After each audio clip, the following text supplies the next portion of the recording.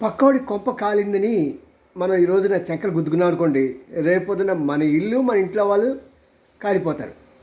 ఖచ్చితంగా ఇది ఎలా జరిగిందంటే బంగ్లాదేశ్ ప్రజలకి మన అహ్మదాబాద్లో విమానం కూలిపోయి ఆ ఒక స్కూల్ మీద కాలేజ్ మీద పడి ఆ కాలేజీలో స్టూడెంట్స్ చనిపోయి విమానం ఉన్న వాళ్ళు చనిపోతే అది చాలా చంకలు గుద్దుకున్నారు. అక్కడ పాశవికమైన ప్రజలు ప్రత్యేకంగా ఈ యొక్క మన సోషల్ చేసే వాళ్ళమాట.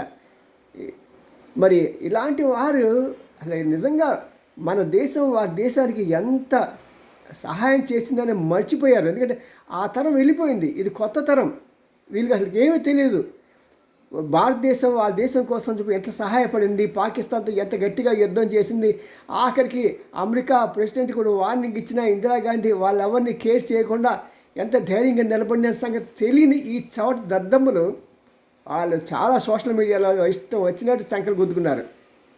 దేవుడు ఉన్నాడు, అది అల్లా కావచ్చు, ఈశ్వర్ కావచ్చు, యేసు ప్రభు కావచ్చు, ఎవరైనా సరే ఒకటే కర్మ సిద్ధాంతం నమ్మాలి. ఏ కర్మనైతే నువ్వు చేసావో ఆ కర్మను ఎక్కిరించావో ఆ కర్మ తిరిగి నీ చెంతగా వస్తుంది అని ఈ ముగ్గురు త్రిమూర్తులు చెప్పారు. అలాగే జరిగింది. 2 రోజుల క్రితం వాళ్ళ విమానం ఒకటి వెళ్ళి స్కూల్ మీద పడిపోయింది. పాప అమాయకమైన పిల్లలు చనిపోయారు. మనకేం సంతోషం లేదు, వాళ్ళలాగే మనం శాడిస్టులు కాదు, కానీ చెప్తున్నమాట వాళ్ళకి ఏం జరిగింది మనకేం జరిగిందని చెప్పి వాళ్ళు సంకలు గుద్దుకున్నారో ఆ దేశంలో అలాగే జరిగి అంతమంది 20-30 మంది చిన్నారులు చనిపోయారు. అంతేకాకుండా ఒక 100 మంది సీరియస్గా ఉన్నారు. దీనివల్ల మన నీతి ఏంటంటే పక్కవాడి కొంప కాలిపోయిందని చెప్పి చంకలు గుద్దుకోకు, అవసరం ఉంటే సహాయం చేయి, ఒక బిందె నీళ్ళు పోయి అని బంగ్లాదేశ్లో నేర్చుకోవాలి.